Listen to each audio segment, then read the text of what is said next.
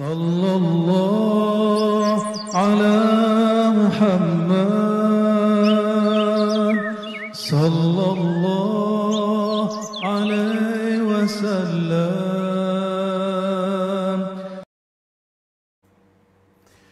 Assalamualaikum warahmatullahi wabarakatuh. Innal hamdalillah nahmaduhu wa nasta'inuhu wa nastaghfiruh wa na'udzu billahi min shururi anfusina wa min sayyiati a'malina. من يهده الله فلا مضل له ومن يضلل فلا هادي له. ما بعد اللهم أخرجنا من ظلمات الوهم والجهل إلى المعرفة والعلم. اللهم وفقنا لطاعتك ووفقنا يا ربنا لليلة القدر. آمين يا رب العالمين. Sahabat dimuliakan Allah, di tengah ujian dari Allah Subhanahu wa taala, tentu ini tidak mengurangi ketaatan kita kepadanya, kesadaran kembali ke jalannya, sebagaimana Allah sebutkan dalam surah Al-A'raf surat ke-7 ayat 168. Beliau Nabi SAW ketika diturunkan ini merasa terhibur tentunya, dan kita sebagai umatnya ketika mendapatkan ayat ini, membaca ayat ini, tentu akan tersadar kembali. Apa yang harus kita sadari di situ? Di tengah ayatnya dikatakan, kami akan memberi bala mereka. Jadi ternyata bala itu ada dua macam, bil hasanati was sayyiat. Bala itu ada yang hasanat, ada yang baik, sehat, tidak ada virus, tidak ada wabah, tidak ada krisis, kehidupan yang nyaman, tidak ada rasa takut kena wabah ini, kena virus ini. Tapi juga ada bis sayyiat, tapi juga ada ujian yang berupa sayyiat. Ya, inilah zamannya. Dan di ujung ayat ternyata Allah mengatakan kepada Nabi SAW, yang kemudian dijadikan ayat itu untuk kita semua, la'allahum yarji'un, agar mereka semua kembali kepada Allah Subhanahu wa taala. Maka Imam Ibnu Athaillah mengatakan, siapa yang tidak sadar di saat sehat, Allah akan menegurnya di saat dia sakit. Siapa yang tidak sadar saat ada nikmat, maka Allah akan tegur dirinya dengan menyambut nikmatnya. Mari kita kembalikan kesadaran ini kepada Allah. Tentu sahabat-sahabat semua, apalagi di bulan Ramadan ini, bagi pencinta masjid yang hatinya telah lengket di masjid, telah jatuh cinta di masjid, sudah menyatu dengan masjid, ujian ini lebih berat lagi rasanya, sehingga di awal-awal kebijakan untuk menutup masjid itu dari konflik luar biasa. Namun semuanya itu karena cinta. Saya yakin semuanya karena cinta. Yang menolak juga karena cintanya kepada masjid, yang pro juga karena cintanya kepada orang-orang yang mengisi masjid. Mari ayat ini kita renungi, la'allahum yarji'un, semoga mereka sadar, semoga mereka kembali ke jalan Allah. Maka mari kita kembali ke jalan Allah Subhanahu wa taala, bahwa Nabi SAW mengatakan, waju'ilat li al-ardu masajida, dan dijadikan bagiku bumi, hamparan bumi ini sebagai tempat sujud. Ini ujian bagi kita semua, tapi juga anugerah teman-teman semua. Sahabat yang dimuliakan Allah, kita masuk ke hikam yang ke-11 ya. Sebelumnya mari kita mulai hikam ini dengan bacaan surah Al-Fatihah, surat pembuka, surah yang tidak pernah turun kepada para nabi sebelum Nabi Muhammad SAW. Ini hadiah bagi kita semua, umat Nabi Muhammad, umat yang pendek umurnya, tapi sangat banyak berkahnya. Mari kita baca surah Al-Fatihah. A'udzubillahi minasyaitonirrajim. Bismillahirrahmanirrahim. Alhamdulillahirabbil alamin, arrahmanir rahim, maliki yaumiddin. Iyyaka na'budu wa iyyaka nasta'in. Ihdinas siratal mustaqim. Siratal ladzina an'amta 'alaihim ghairil maghdubi 'alaihim waladdallin. Amin. Semoga Allah membuka hati, pikiran, kalbu kita untuk menerima hikmah-hikmah dari Allah, hikmah dari Rasulullah, hikmah dari pewaris-pewaris Rasulullah Sallallahu Alaihi Wasallam. Di hikmah yang ke-11 dan 12, nanti insya Allah kita akan bahas dua hikmah ini, akan disebutkan perihal apa yang bisa kita amalkan selama Ramadan ini. Satu kali Imam Athaillah menulis, sampailah dia kepada tulisan mengenai cara mematangkan kalbu. Inilah hikmah yang ke-11. udfun wujudak, ya, benamkanlah wujudmu, egomu, pintarmu, kecerdasanmu, kealimanmu fi ardil khumul, di tanah yang humus, yang hitam. Fama nabata mimma lam yudfan la yatimmu natajuh. Kenapa? Karena satu biji yang tidak dibenamkan, dicelupkan ke dalam tanah, maka biji tersebut tidak akan tumbuh dengan sempurna, tidak akan menghasilkan hasil yang ideal. Ini kalimat ada metaforanya, ada majazinya. Imam Athaillah ingin menyindir kita semua yang ingin tampil bukan pada saatnya, ingin mengkritik tapi tidak cukup modal ilmunya, yang ingin mengajar orang tapi belum menghajar dirinya. Tentu ini juga untuk bagi kami, saya sendiri dan kita semua. Apa kata beliau? Sebelum kamu tampil wujudmu di hadapan orang, maka benamkan wujudmu. Pembenaman wujud ini, inilah yang disebut belajar, berlatih riyadhah, ya, belajar itu ta'lum, berlatih itu riyadhah, sungguh-sungguh berlatih disebut mujahadah. Sahabat dimulakan Allah, sebelum anak kecil yang pintar berpidato itu terkenal, sebaiknya dia dipesantrenkan dahulu.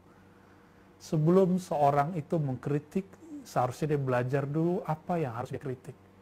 Sebelum seseorang bekerja, maka dia di-training dulu, dia dikuliahkan dulu.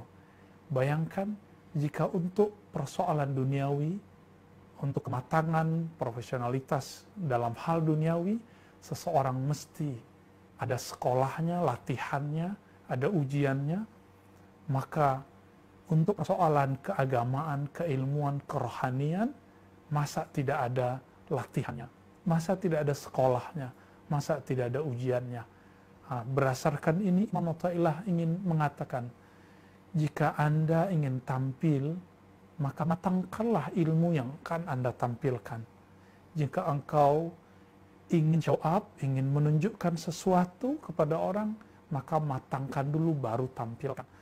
Teman-teman semua, sahabat dimulakan Allah, apabila ada seseorang yang mengajar sebelum dia dapat izin dari gurunya mengajar, yang menjadi pemimpin sebelum dia direstui oleh guru-gurunya, pembimbing-pembimbingnya jadi pemimpin, sebelum diizinkan oleh orang-orang yang punya kebijaksanaan dalam kalbunya, maka orang ini ibarat biji yang dibiarkan tumbuh tapi tidak dibenamkan ke dalam tanah.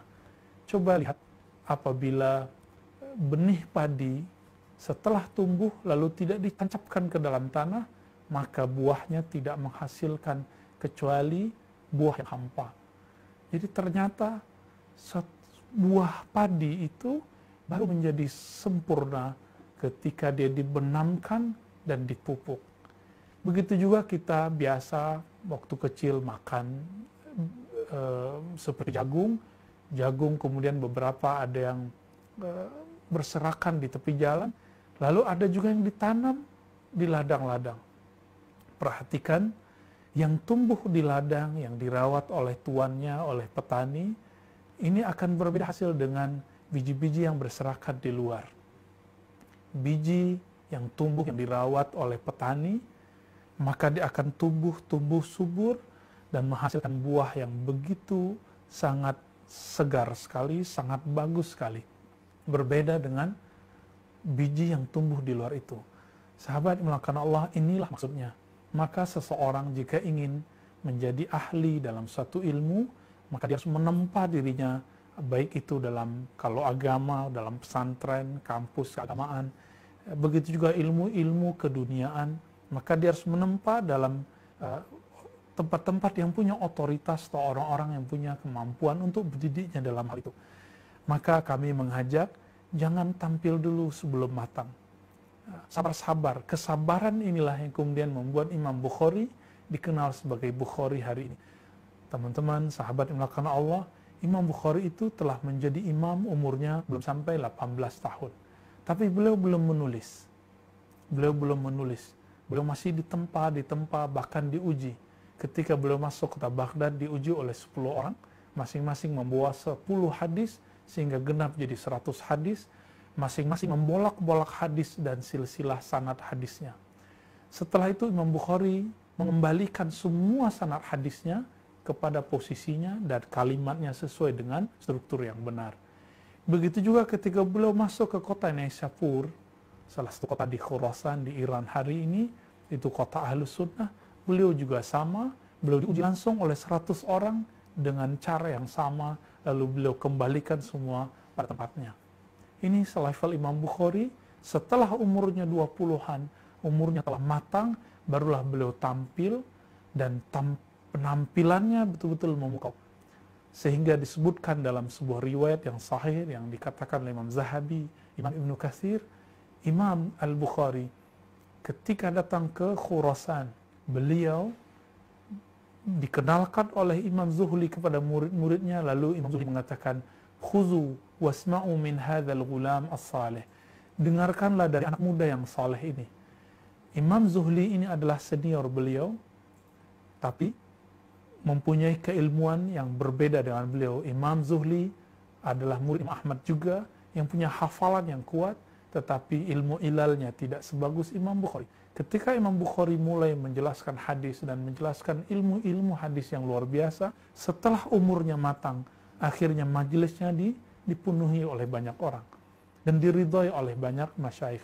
Teman-teman semua, ketika seseorang mengajar, tampil, menjadi seorang kiai, ustadz, sebelum dia dikiaikan oleh gurunya, sebelum dia diustadkan oleh ustadznya, maka orang-orang ini dikhawatirkan ibarat buah pisang yang dipetik sebelum matang.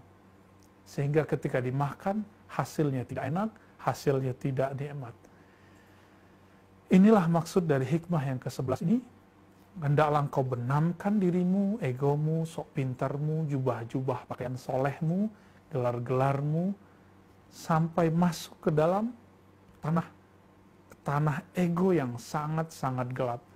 Sehingga setelah ditekan, diuji, barulah dia tumbuh, lalu membuahkan hasil. Inilah tugas seorang ulama, seorang guru, seorang syekh dan mursyid. Kita masuk ke hikmah ke yang 12. Lalu, apakah latihan cara membenamkan eksistensi seseorang sebelum dia tampil? Sebelum dia menjadi orang-orang yang ingin memberi ilmu, men-share ilmu kepada orang lain. Apapun ilmunya, ilmu keagamaan-kah, atau ilmu di luar keagamaan. Imam Ibnu Athaillah mengatakan, Bismillahirrahmanirrahim, ma nafa'al qalba syai'un mislu uzlatin yadkhulu biha maidana fikrah.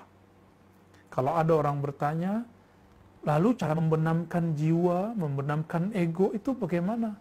Caranya, kata beliau, ma nafa'al qalba syai', tidaklah bermanfaat, tidaklah berfungsi latihan apapun untuk kalbu ini, untuk jiwa kita ini, melebihi uzlah. Apa arti uzlah? Secara harfiah, uzlah artinya meninggalkan komunitas kita yang lama, masuk ke komunitas yang baru. Atau meninggalkan keramaian, masuk ke dalam kesepian, ya, kesunyian. Uzlah secara harfiah berarti menanggalkan pakaian-pakaian kepintaran, pakaian-pakaian jubah-jubah syekh, jubah-jubah kekiaian. Teman-teman semua, uzlah itu juga berarti menanggalkan hubbus syuhrah, cinta kepada popularitas, senang di like, senang di follow, semuanya ditanggalkan. Yadkhulu biha maidana fikrah, lalu masuk ke medan ranah fikrah. Fikrah ini diambil dari Al-Quran mengenai ulul albab, yang mereka punya dua amal. Alladzina yazkuruna Allaha qiyaman wa qu'udan wa ala junubihim. Orang-orang yang sedang uzlah ini, ulul albab ini, dia punya dua amalan. Pertama, mereka berlatih menyebut nama Allah dalam keadaan mereka berdiri, duduk, meskipun berbaring. Lalu yang kedua amalan mereka adalah yatafakkarun, ya. Mereka berpikir mengenai makhluk-makhluk Allah, rahasia-rahasia Allah. Inilah yang disebut maidan fikrah, ranah fikrah. Jangankan untuk mematangkan pemikiran mengenai keagamaan. Apabila seseorang ingin menulis sesuatu status saja, maka dia butuh keheningan sejenak. Begitu juga seorang mahasiswa ingin menulis skripsi, makalah, maka dia butuh waktu yang sangat private. Waktu yang private inilah yang disebut uzlah. Jika seseorang bekerja, dia punya proyek, dia mau membuat proposal atau sedang merancang suatu program, dia membutuhkan ketenangan, sehingga orang mencari ketenangan itu di mana-mana, di puncak, di kafe, di ruangan terbuka, di ruang yang terlihat indah.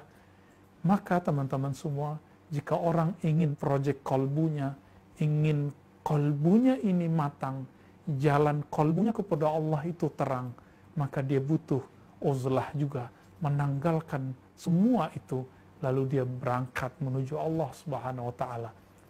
Ini kesempatan bagi kita semua, teman-teman semua, sahabat melakukan Allah, baik pencinta masjid yang pro untuk PSBB ini ataupun yang tidak pro, ya. Semuanya coba ambil kalimat ini. Imam Zunnun al-Misri mengatakan, seseorang disebut sudah istiqamah, tidak riya lagi, apabila amalannya di masjid dan di rumah sama. Jika di masjid dia semangat beramal, maka ketika pulang dia juga semangat beramal. Mari kita pakai penjelasan beliau yang ini. Biasanya kita selalu di masjid. Sekarang kita diuji. Apakah di rumah kita serajin kalau di masjid? Kalau di masjid betul itu rumah Allah, rumah tempat menyembah Allah.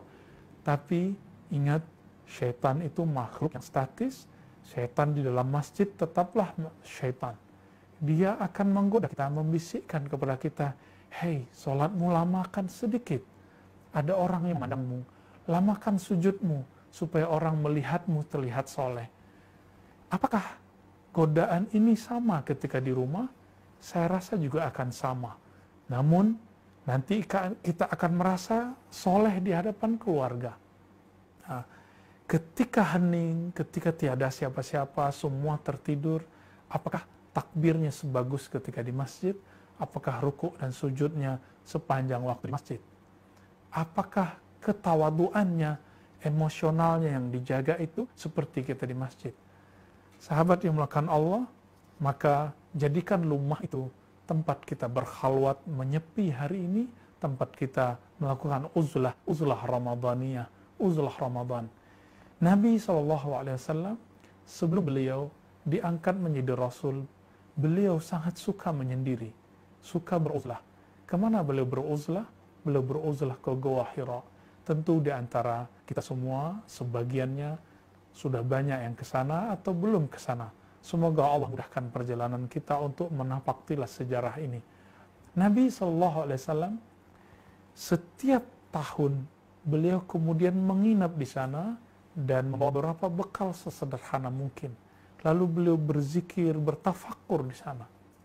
Ternyata ada agenda besar yang menunggu Rasulullah SAW, yaitu mengeluarkan makhluk manusia dari kesyirikan, dari akhlak jahiliyah kepada tauhid dan akhlak yang baik. Inilah kemudian membuat beliau suka beruzlah. Maka jika seorang Rasul SAW sebelum diangkat jadi Rasul perlu ada latihan rohani, masa seorang dai, seorang ulama, seorang guru tidak mempunyai latihan?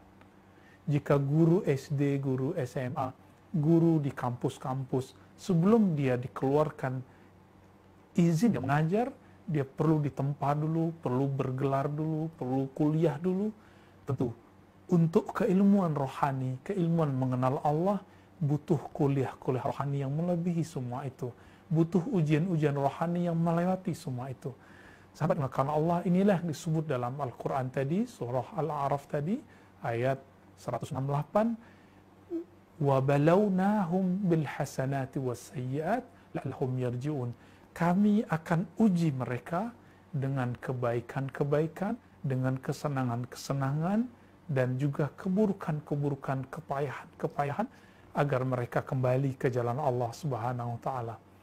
Maka, sahabat-sahabat karena Allah, manfaatkan Ramadan ini di saat kita tidak kemana-mana, di saat kita hening di rumah untuk masuk ke dunia uzlah itu, ke dalam masa-masa menanggalkan semua pakaian-pakaian ego ini, baik itu gelar, baik itu keilmuan, kecerdasan, kekayaan, bahkan termasuk juga kita merasa sendiri, merasa diri kita ini pintar. Teman-teman semua jamaah yang memuliakan Allah, inilah yang maksud uzlah. Uzlah secara harfiah meninggalkan dunia yang fana ini, kemudian kita menyendiri. Tetapi uzlah secara rohani, ketika rohani ini menghindari, menjauhi hiruk pikuk kesibukan dunia. Meskipun badan ini masih di dunia, tapi kalbunya telah bersama Allah Subhanahu wa Ta'ala. Di hikmah yang ke-13, ketika orang menjalani latihan-latihan rohani di rumahnya sendiri, baik berzikir, tahajud, baca Quran, lalu ada keluhan. Apa yang dirasakan? Ternyata ketika orang menjalani latihan-latihan salat, latihan zikir, baru saja memejam matanya, baru saja dia takbir, telah muncul gambar-gambar, gambaran dunia, lintasan-lintasan rohani, lintasan-lintasan pemikiran yang sangat mengganggu. Apakah realita ini? Apakah sebenarnya yang terjadi? Ternyata di hikmah yang ke-13, Imam Ibn Athaillah As-Sakandari menjelaskan, kaifa yashruqu qalbun suwarul akwan muntabi'atun fi mir'atih. Beliau sedang ingin mengatakan bahwa kalbu ini mempunyai semacam mir'ah, ya, cermin. Kaifa yashruqu qalbun, bagaimana mungkin kalbu ini akan bercahaya, akan terang benderang, akan memantulkan cahaya ilahiyah, suwarul akwan, gambar-gambar alam semesta, mulai dari uang, mulai dari virus, ketakutan terhadap virus, semuanya itu mengganggu pikiran ini, sehingga muntabi'atun fi mir'ati, gambar-gambar selain Allah itu muntabi'ah, terbit muncul di dalamnya. Tapi muntabi'ah ini lebih berat sekali kalau diartikan muntabi'ah dari kata intaba'a, melekat di dalamnya, karat-karat itu melekat di dalamnya. Apa pendapat sahabat semua jika kita bercermin di cermin yang berkarat dan tidak pernah dibersihkan? Apakah wajah kita tampak di dalamnya? Tentu tidak. Inilah sebabnya kenapa zikir, kenapa sholat kita tidak khusyuk selama ini. Kenapa ketika latihan di rumah itu beda dengan latihan jika ada orang yang memimpin. Mungkin inilah yang dirindui oleh semua orang yang tidak suka ketika masjidnya ditutup. Kita sangat memaklumi itu. Inilah ujian hari ini. Betapa berat ujian bagi pecinta masjid ketika masjidnya ditutup.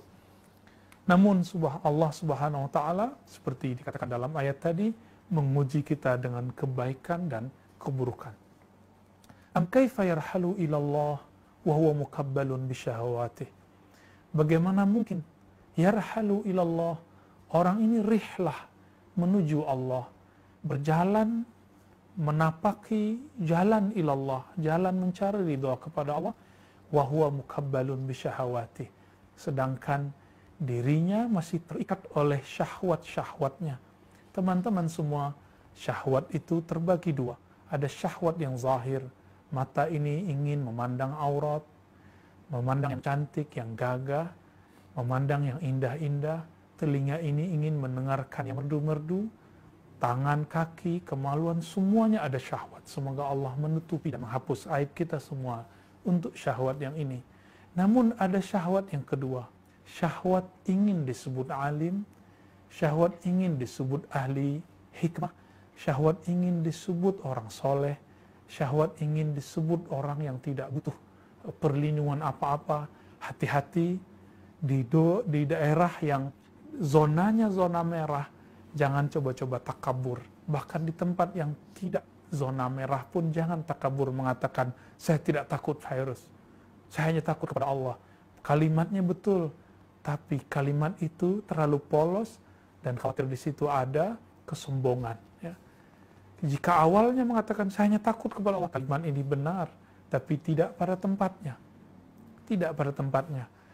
Bahkan ada yang kemudian mengatakan saya tidak takut virus. Baik, nggak apa-apa, tapi jangan terbersit di situ. Ada ketakaburan, kesombongan bahwa saya tidak akan terkena oleh apapun.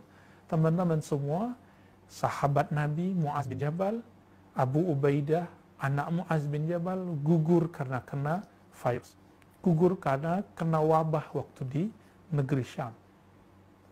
Itu sahabat Nabi kena. Apatah lagi kita. Maka syahwat ingin disebut sakti, ingin disebut soleh, ingin disebut tidak bisa dikalahkan oleh segala sesuatu selain Allah. Syahwat ini lebih berbahaya dari syahwat kemaluan, syahwat perut, syahwat lisan. Lebih berbahaya dari itu semua. Dan itu membersihkannya tidaklah mudah. Kenapa? Jika syahwat yang zahir ini dapat dengan tobat istighfar yang ringan, namun taubat terhadap yang batin ini membutuhkan mujahadah yang luar biasa. Jika penyakitnya di zahir, maka obatnya obat zahir. Maka obat luka betul gampang sekali mendapatkannya. Namun jika penyakitnya di dalam kolbu ini, penyakit sombong, penyakit ingin populer, penyakit iri, dengki, maka obatnya sungguh susah dicari, pakarnya pun tidak banyak di negeri ini. Sahabat-sahabat dimakan Allah, maka beliau menyindir kita semua dan mengatakan, bagaimana mungkin engkau merasakan jalan kepada Allah itu mudah, sedangkan syahwatmu yang dua macam tadi masih membelenggumu. Teman-teman semua sahabat dimakan Allah, inilah bahaya syahwat yang tersembunyi. Dulu ada seseorang bercerita kepada saya ketika dia sangat senang menggunakan herbal, baik herbal dari Timur Tengah ataupun herbal dari negeri ini. Apa katanya? Saya demi Allah tidak akan mau berobat dengan obat-obat dokter. Kenapa? Saya hanya pakai habatus sauda, kunyit segala macam. Kenapa? Ini adalah warisan Rasulullah, ini tipnya Nabawi, pengobatan ala Nabi. Maka tidak mungkin saya kena. Ya. Orang ini berpikir awalnya benar bahwa ini adalah obat. Namun ketika dia mengatakan itu, lalu dia sakit, dia malu untuk datang ke dokter padahal dia telah mengkonsumsi herbal-herbal tadi belum sembuh. Kenapa dia malu? Karena dia malu nanti disebut orang yang butuh kedokteran barat. Dia malu disebut orang yang tidak pakai herbal lagi. Dia malu disebut tidak nyunnah lagi. Sebenarnya dia malu kepada siapa? Apakah dia malu kepada Allah atau malu kepada makhluk? Jika malunya kepada Allah, maka baru malunya ini benar. Tapi jika malunya kepada makhluk, karena sudah biasa mengatakan kalimat ini, lalu kemudian harus menelan ludah sendiri, malu di hadapan muridnya, temannya, orang-orang ini mempunyai rasa malu yang tidak benar. Rasa malu ini bagian dari syahwat rohani. Teman-teman semua sahabat melakukan Allah, ikhwan akhwat fillah. Lalu Allah meneruskan. Kenapa ketika kita junub, hadas besar, kita tidak berani duduk lama di masjid? Ketika kita tidak berwudu, kita tidak berani lama-lama memegang mushaf. Nah, begitu juga. Kenapa hadirnya hati di hadirat Allah Subhanahu wa Ta'ala sungguh susah dicapai?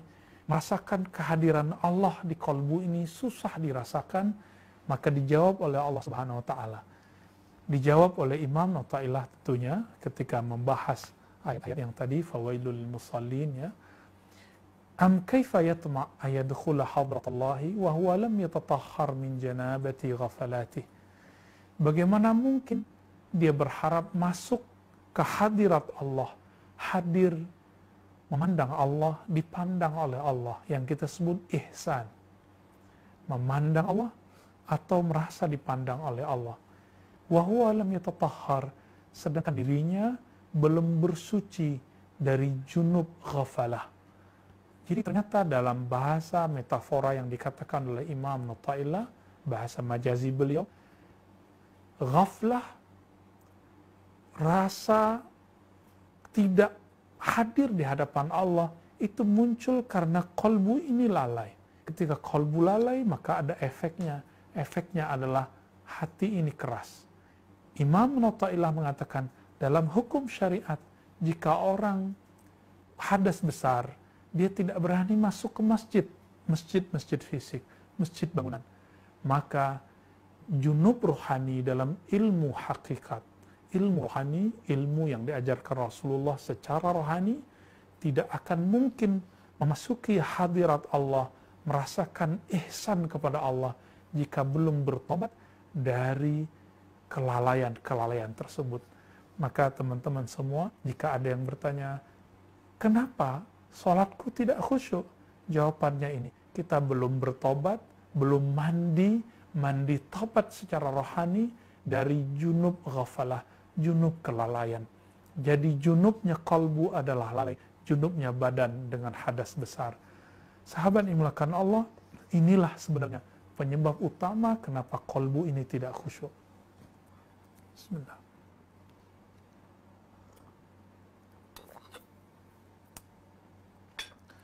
Lalu di akhir kalimat, nah ini penutup dari kajian hikam kita pada malam ini, malam yang diberkahi ini.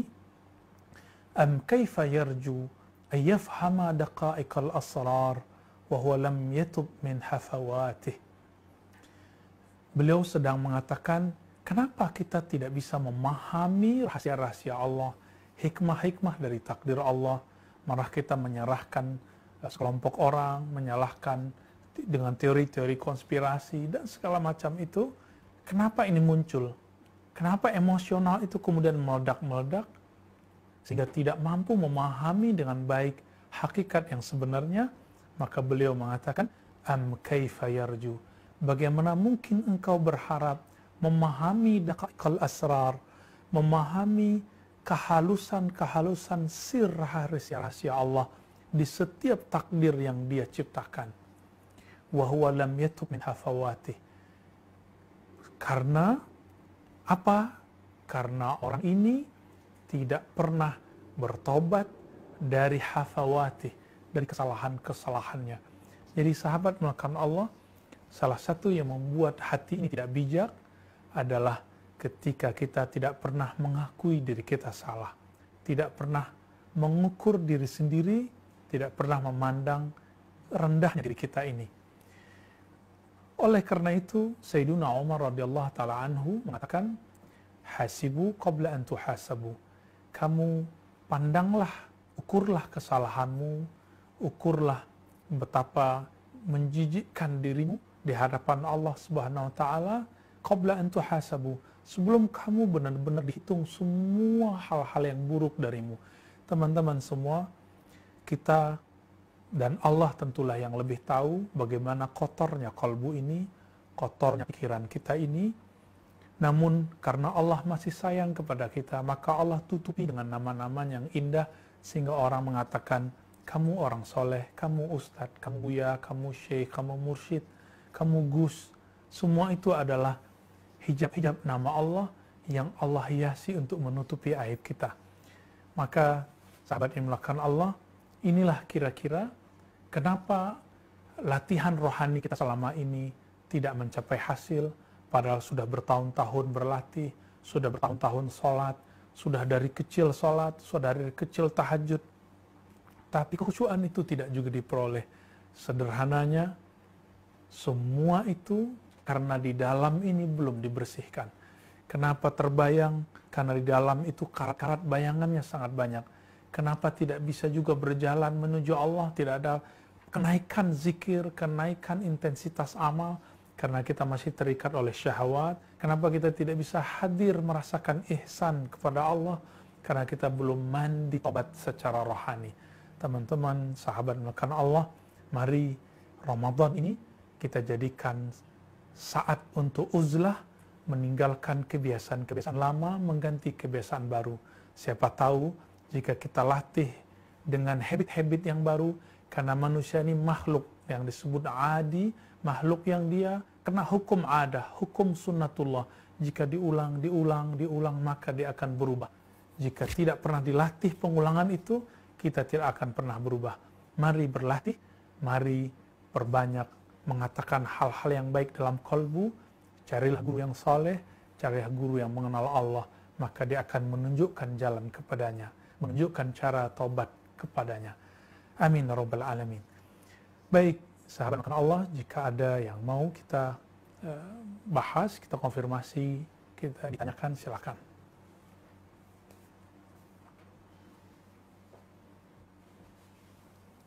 Baik, jazakallah. Baik, ini di luar tema ya. Apakah benar dukhon itu artinya asap, akan terjadi di bulan Ramadan? Hadis mengenai dukhon, bahwa dukhon akan keluar muncul sebagai tanda kiamat, hadisnya sahih. Salah itu disebut 10 tanda kiamat besar. Tapi hadis-hadis yang menyebutkan kapan waktunya, sejauh penelitian kita tidak ada yang sahih. Namun ada beberapa hadis yang dhaif yang menyebutkan jika Ramadan jatuh di hari Jumat, maka nanti di pertengahan Ramadan akan terjadi dentuman besar, nanti setelah itu muncullah dukhon. Sejauh ini kita belum menemukan hadis ini sahih, namun jika terjadi, kita juga akan tidak tahu, hadisnya tidak akan otomatis menjadi sahih, karena hadisnya diriwayatkan dengan riwayat yang matruk, semi palsu. Kalaupun terjadi, dia terjadi karena berdasarkan hadis yang sahih tadi, bahwa dukhon akan terjadi. Kajian-kajian akhir zaman saat ini, teman-teman semua, sahabat Allah, sebenarnya tidak semuanya salah. Ya, baik dari sahabat-sahabat kita, ustadz-ustadz yang sangat pakar mengenai akhir zaman dan teori konspirasi, banyak yang benar yang mereka sampaikan, tapi ketika mulai dikait-kaitkan dengan waktu, timing, penanggalan, tahun-tahun tertentu, disitulah mulai ada kejanggalan-kejanggalan. Saya belajar dari salah satu kitab Imam Ibnu Arabi namanya, yang baru bisa menangkap kebenaran tahun Al-Quds dibebaskan oleh Salahuddin Al-Ayyubi waktu perang salib, itu setelah terjadi perang salib. Dan itu penanggalannya sangat pas sekali berdasarkan ayat yang ada di surat Ar-Rum, Ghulibatir Rum, ya, sangat pas sekali. Jadi penanggalannya sama. Muncul teori juga mengenai umur umat, bahwa umur umat ini 1500 tahun berdasarkan hadis yang juga sangat dhaif, tapi kemudian sering dipakai oleh banyak sahabat-sahabat kita yang pakar akhir zaman. Tapi kami ingin katakan teman-teman semua, sejauh ini penelitian kami hadisnya tidak sahih. Kalaupun terjadi, bukan karena hadis-hadis yang tidak sahih tersebut, tapi terjadi karena ada isyarat-isyarat umum dari Rasulullah SAW. Maka jika ikut kajian akhir zaman, silakan ikuti yang sesuai dengan hadis yang sahih, yang membuat hati kita tambah tergerak kepada Allah, bukan malah putus asa dari jalan Allah Subhanahu wa Ta'ala. Inilah persoalan hari ini, kajian-kajian anak muda terutama, ketika awal hijrah kesadaran, maka seharusnya yang pertama dilakukan adalah belajar ma'rifatullah. Karena iman pertama adalah antu'mina billah, iman kepada Allah. Lalu iman kepada malaikatnya, iman kepada kitab suci, rasul, baru akhir, baru setelah itu takdir. Jika tidak dimulai dengan ma'rifatullah, mengenal Allah Subhanahu wa Ta'ala, maka rasa takut itu akan mencekam, membuat orang kemudian futur, malah tambah parah, tambah malas, kemudian menjadi bingung berbuat apa. Ini bisa menghabiskan kecerdasan kita semua. Jadi saya sarankan silakan ikuti kajian akhir zaman, tapi saringlah, ya. Yang pasti kiamat akan terjadi, Imam Mahdi pasti muncul, Nabi Isa pasti turun. Semua itu oleh ahli-ahli hadis, ahli aqidah, ahli sunnah, semua dikatakan telah ittifaq. Meskipun ada 1-2 ulama-ulama yang kaulnya, perkataannya keluar dari ini, tapi kita tidak terima. Jadi dengan ini kami menyarankan agar menyaring kembali. Suatu kali Nabi SAW ditanya, mata sa'ah. Ternyata yang bertanya adalah seseorang yang hakikatnya adalah malaikat Jibril. Apa jawaban Nabi? Ketika ditanya kapan kiamat, jawaban beliau, tidaklah yang ditanya lebih tahu daripada yang bertanya. Jika Rasulullah, jika Jibril tidak mengetahui kapan tepatnya kiamat, kapan keluarnya Mahdi, kapan keluarnya Isa, turunnya Nabi Isa, kapan terjadinya Dukhan, maka apalagi kita. Dan saya berhusnuzon kepada ustadz-ustadz yang pakar akhir zaman ini, mereka sebenarnya hanya memprediksi, bukan meyakini tahun-tahun yang mereka sebutkan. Semoga seperti itu.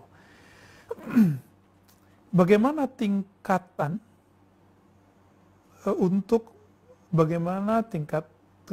meningkatkan zikir kepada Allah supaya bisa istiqamah? Oh, mungkin maksudnya bagaimana cara untuk meningkatkan zikir supaya istiqamah? Jika orang tidak istiqamah, maka yang harus dia lakukan pertama adalah berguru kepada guru yang dapat izin dari guru-guru sebelumnya, dari pewaris-pewaris Rasulullah SAW. Karena guru, kiai, syekh sebenarnya dalam istilah-istilah pesantrenan, istilah-istilah zawiyah, halaqah-halaqah zikir, hanyalah orang yang dapat izin dari gurunya. Inilah perbedaan kiai bersanad dengan kiai yang tidak bersanad. Syekh, ustadz, mursyid yang dapat ijazah dengan yang tidak. Dalam tradisi otoritas keagamaan, orang yang disebut mursyid, syekh, ala alim, ketika gurunya mengizinkan dia mengajar. Bukan karena jamaah yang berinya gelar. Inilah perbedaannya. Nah, maka carilah guru yang kuat. Amalnya bersanad kepada Rasulullah SAW. Dan jangan lupa yang kedua, carilah komunitas yang semangat. Guru bersanad, komunitas bang semangat. Baru nanti akan muncul ghirah, himmah yang tinggi. Nah, disitulah nanti akan terbuka jalan, nanti kita akan naik. Baru saja mau belajar zikir kepada satu komunitas, lalu kita kemudian mendengarkan lagi komunitas yang lain yang membantah komunitas ini. Akhirnya terjadi bingung. Nah, maka untuk menghilangkan kebingungan ini, bergurulah kepada orang yang punya otoritas yang bersanad itu. Belum tentu yang bersanad itu sahabat melakukan Allah, orang yang bergelar. Siapa tahu dia nggak punya gelar, tapi dia dapat izin dari gurunya. Ya. Carilah guru-guru begini, kita akan dibawanya kepada tingkatan istiqamah, insya Allah. Bukankah dulu untuk mampu menulis, kita diajar oleh guru kita di awalnya dipaksa, lama-lama bisa menulis tanpa berpikir. Dulu sebelum mampu membaca buku-buku, kita mengeja, maka guru yang bersanad ini dia akan mengajarkan kita mengeja nama Allah di kalbu, dieja, terus sampai kita lancar, istiqomah baru dia lepas sendiri. Inilah perbedaan guru yang bersanad, guru yang bersilsilah kepada Rasulullah, pewaris Rasulullah, dengan guru yang tiba-tiba mendadak jadi guru. Bagaimanakah cara kita untuk menikmati saat terbenam dan tidak muncul bayang-bayangan kesombongan? Maksudnya mungkin ketika membenamkan diri, membenamkan ego, tidak muncul bayang-bayang kesombongan, maka caranya adalah taubat zahir dan batin. Teman-teman semua, selama ini yang kita sering lakukan itu baru taubat zahir. Astagfirullah, dosa mata, dosa telinga. Tapi kita jarang masuk ke dosa kolbu. Coba bagi yang bertanya tentang ini, ketika istighfar, maka katakan setelah istighfar yang zahir, katakan seperti Allah, aku berlindung dari dosa kesombongan dalam kolbuku, dosa merasa pintar di kolbuku. Ternyata dosa ini ada di semua orang. Kiaikah dia, ustadzkah dia, bahkan Nabi Musa hampir terjebak dalam hal itu. Sekelas Nabi hampir terjebak. Namun karena Allah itu sayang kepada kekasihnya, jika kekasihnya hampir terjebak langsung ditegur. Inilah beda Rasulullah dengan kita. Para Rasul hampir keliru langsung ditegur oleh Allah, diluruskan oleh Allah.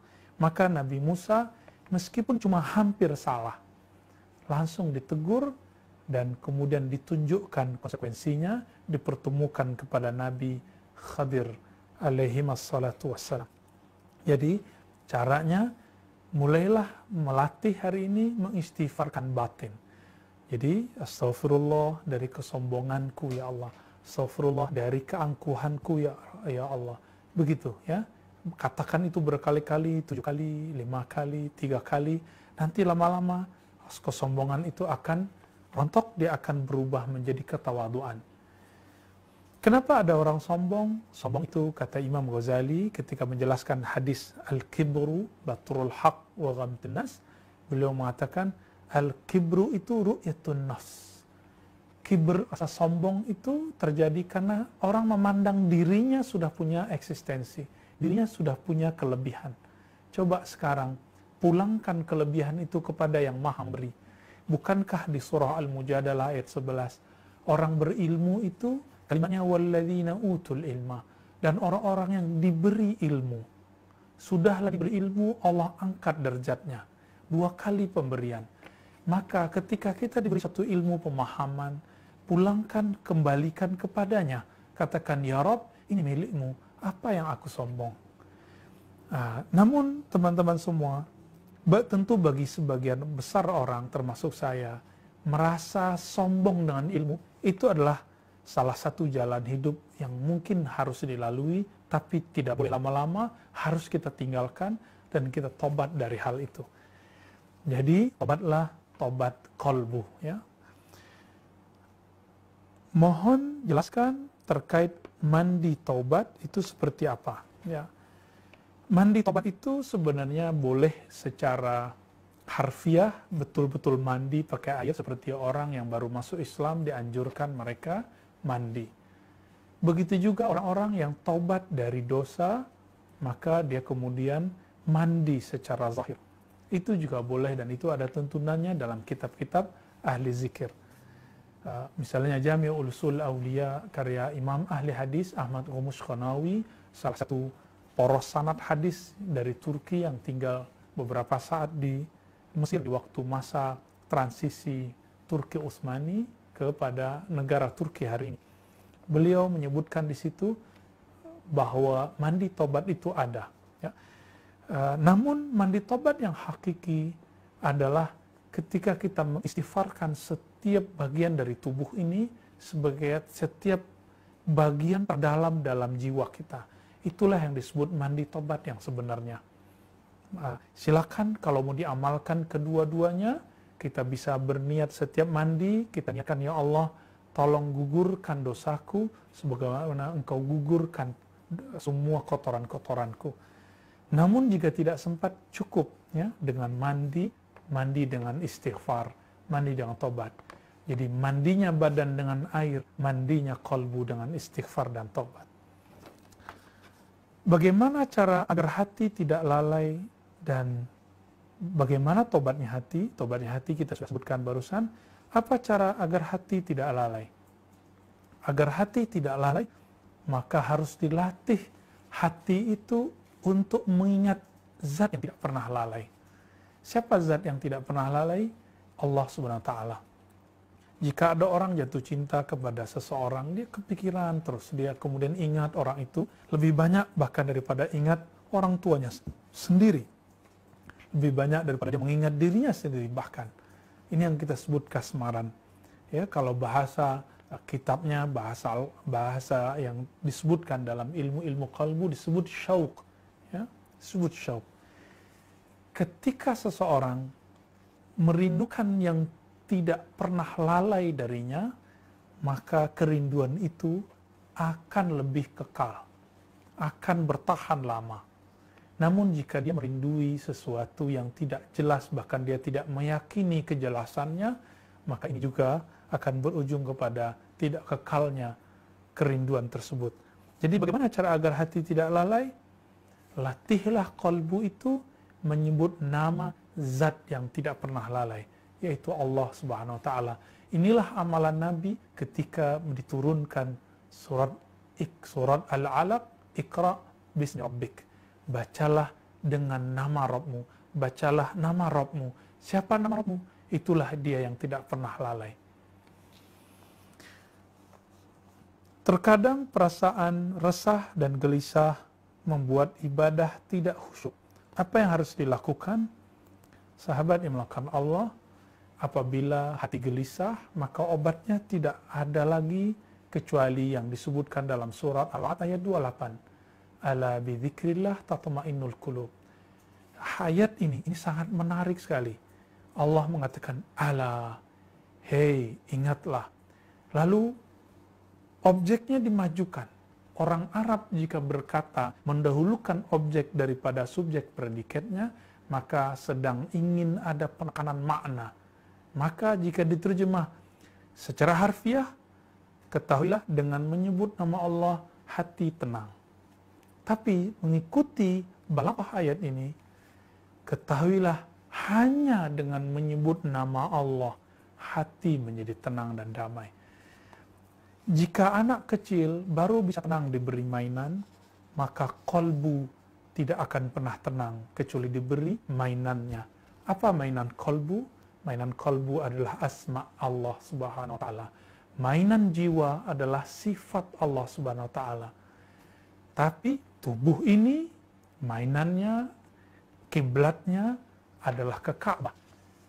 Teman-teman semua, apa pendapat antum semua jika ada orang sholat tidak ke arah Masjidil Haram? Apakah sholatnya sah? Secara fikih tidak sah. Maka bagi ahli kolbu, kolbu itu kiblatnya kepada Allah. Jika dia tidak berkiblat kepada Allah dalam sholatnya, di luar sholatnya, maka sholatnya secara hakikat tidak diterima oleh Allah Subhanahu wa ta'ala. Namun karena Allah pemaaf, Allah maha menutup aib, maka Allah simpan juga amal itu. Allah perintahkan malaikat rakib dan atid untuk menulisnya. Seandainya Allah itu qahar saja, Allah aziz saja, tegas saja, tidak ada rahman rahimnya, maka tentu semua itu ditolak oleh Allah SWT. Coba lihat anak kecil yang dimanja dari kecil, ketika dia minta sesuatu tidak dikasih, kita kasih yang lain. Itu makanan bisa dilemparin, makanannya bisa ditolak, dituangin, ngamuk. Allah itu bukan anak kecil, maka Allah memaafkan lebih banyak. Inilah rahasia kenapa setiap surat selain surah Al-Bara'ah, surat Taubah dimulai dengan Bismillahirrahmanirrahim. Jadi supaya tidak ada resah bagaimana? Maka berilah mainan kolbu itu sesuai dengan yang cocok untuknya. Mainan kolbu bukanlah jatuh cinta ke makhluk. Mainan kolbu hanyalah menyebut nama yang membolak-balik kolbu, yaitu Allah SWT. Sebutlah namanya ya Allah, sebutlah namanya ya Rahman. Bacalah ini ya Hayyu, ya Qayyum. Baca ini sebelum sholat. Sebelum sholat, wiridkan ini minimal 40, 50, 70, 100. Sebagai latihan. Nanti kolbu ini akan terlatih untuk menjadi tenang. Terakhir, apa hukum orang main game? Ya, gamenya apapun itu selama tidak eksplorasi apa yang diharamkan dalam syariat, buka aurat, ya kata-katanya tidak jorok, maka hukumnya mubah. Pada dasar hukumnya mubah. Ya, karena pada dasarnya segala sesuatu yang tidak diharamkan Allah hukumnya boleh. Tapi segala sesuatu hukum itu akan berubah menjadi 5 kondisi. Dia bisa menjadi wajib kalau itu jadi terapi. Tapi sejauh ini saya belum ketemu ada terapi dengan game. Mungkin teman-teman psikolog ada yang sudah punya itu, wallahu alam. Ada yang dianjurkan untuk sekedar hiburan, misalnya ada yang mubah. Nah, sebenarnya game itu lebih pas disebut mubah, ya. Dia bisa menjadi makruh. Makruh ini apabila main game lebih banyak daripada bertasbih, berzikir kepada Allah. Allah pasti cemburu. Allah sangat pencemburu. Innallaha ghayurun. Dalam hadis yang sahih disebutkan Allah sangat pencemburu. Jangan buat dia cemburu. Jangan buat dia cemburu. Jika dia cemburu, maka dia murka. Dia akan ambil barang yang membuatnya cemburu. Nanti dia akan ambil game-game kita. Atau ambil tangan-tangan yang main game itu. Ambil pikiran mata yang menikmati game tersebut. Jangan buat Allah cemburu. Bisa jadi haram jika telah melalaikan waktu-waktu yang wajib. Maka sahabat yang melakukan Allah, bijaklah dalam memakai apapun yang jadi aksesoris diri kita, mainan-mainan kita, hiburan kita. Jangan sampai hiburan zahir ini membuat kita jauh dari hiburan yang sebenarnya, hiburan kalbu. Bukankah orang kalau sudah main game ada kebosanan, naik lagi stage 1, 2, 3 ada kebosanan, lalu ganti game yang baru. Begitulah game. Berbeda dengan nama Allah. Nama Allah tidak pernah akan hilang dari kalbu atau terasa membosankan dari kalbu seorang yang merindukan Allah SWT. Sebagaimana seorang yang kasmaran tidak pernah bosan memandang foto kekasihnya, tidak pernah bosan untuk menyebut lirih nama orang-orang yang dicintainya. Mari bijak menggunakan waktu, jadikan Ramadan waktu uzlah, mulai dari bangun sampai tidur lagi kita bersama Allah Subhanahu wa Ta'ala. Demikian teman-teman semua, semoga kajian hikam Ibnu Athaillah ini membimbing kalbu kita, menyegarkan rohani dan pikiran kita untuk tetap yarji'un, kembali kepada Allah Subhanahu wa Ta'ala. Lepas dari semua bencana wabah hari ini, mari tetap kalbunya istiqamah bersama Allah. Allah sedang lihat apakah kalbu ini goyang ketika terjadi musibah atau dia tetap bersamanya. Demikian sahabat Allah, mari kita tutup kajian kita dengan baca kafarah majlis. Subhanakallahumma wa bihamdika asyhadu an la ilaha illa anta astaghfiruka wa atubu ilaik. Wa sallallahu ala nabiyina Muhammad wa ala alihi wa ashabihi wa li baitihi wa dzurriyyatihi ajma'in. Allahumma ajibna bi ruhin minka innaka anta azizun ghafur. Wa sallallahu ala nabiyina Muhammad. Assalamualaikum warahmatullahi wabarakatuh.